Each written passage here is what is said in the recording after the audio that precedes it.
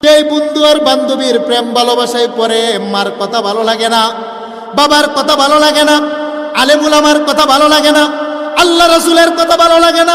হে আমার যুবক কলিজার টুকরা যুবক ভাই শোনো, মৃত্যু কিন্তু কাউকে চিঠি দিয়ে আসে না। মালাকুল মউত যদি তোমার বাড়িতে চলে আসে, মালাকুল মউত আজরাইলের সাথে যদি যুবক তোমার মুলাকাত হয়ে যায়, তোমার বন্ধু দৌড়িয়ে যাবে বড়ই পাতার পানি গরম করার জন্যে। তোমার বন্ধু দৌড়িয়ে যাবে বাজারের মধ্যে কাফনের কাপড় আনার জন্যে। আরেক বন্ধু পিছন দিয়ে ডাক দিয়ে বলবে, শুন, 3 টুকরা কাপড় আনবি, বেশি কিন্তু আনবি না। আল্লাহু আকবার বলেন। 3 টুকরা কাপড় আনবি, বেশি আনতে পারবি না, কারণ 3 কাপড়ের বেশি কাপড় দেওয়া যায় না।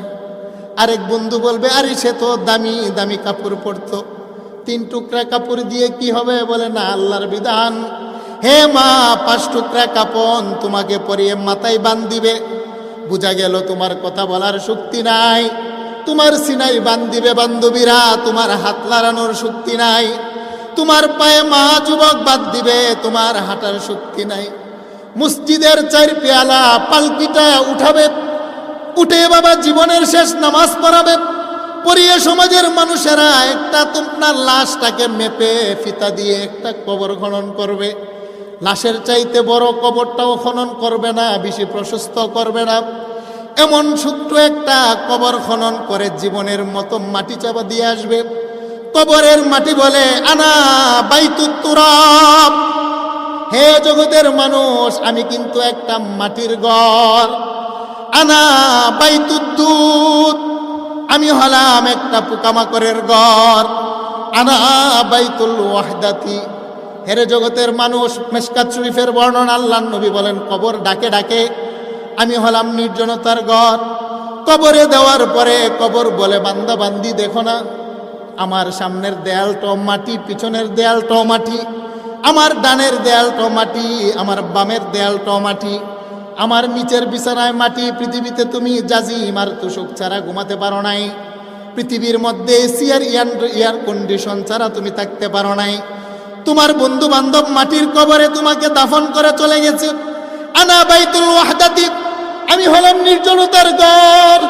পৃথিবীতে বন্ধুকে ছাড়া তুমি একা একা রুমে থাকতে পারো না, তোমার ভয় লাগে। হে মা, স্বামী ছাড়া বান্ধবী ছাড়া থাকতে পারেন না, বড় ভয় লাগে। কবর বলে, আমি হলাম নির্জনতার ঘর, আমার মধ্যে সাথী নাই, বাতি নাই, বন্ধু নাই, বান্ধব নাই, সম্পদ নাই, টাকা নাই, ডিগ্রি নাই, নাই নাই কিছু নাই। তবে শুনো, রব্বে কারিম আমার আল্লাহর সাথে যদি তোমার অন্তরের একটা সম্পর্ক থাকে, দুনিয়ার মানুষ আপনজনেরা যখন তোমাকে দাফন করে চলে যাবে, তোমার রব যিনি, আমার রব তিনি। আল্লাহু আকবার বলেন। হে আমার মেহমান, কবরের মাটি ডেকে ডেকে বলে, আগত দুনিয়ার মেহমান, তোমার আপনজনেরা কতই না নিষ্ঠুর, আমার মাটির বিছানায় তোমাকে শুয়ে গেল, একটা বালিশও দিল না, একটা বিছানাও তো তোমাকে দিল না, তোমার দুনিয়ার সম্পদ কিছুই তো তোমার সাথে দিল না। তবে তোমার একজন বানানেওয়ালা আছে, যার নাম হলেন আল্লাহ। আমারও একজন বানানেওয়ালা আছে, তিনার নামও আল্লাহ। আমার মাওলা যদি তোমার ব্যাপারে আমাকে একটা ইশারা দেয়, আমি অপেক্ষায় আছি। আল্লাহু আকবার কোন। আমি কবরের মাটি অপেক্ষায় আছি, আমার মাওলা কি ইশারা দেন।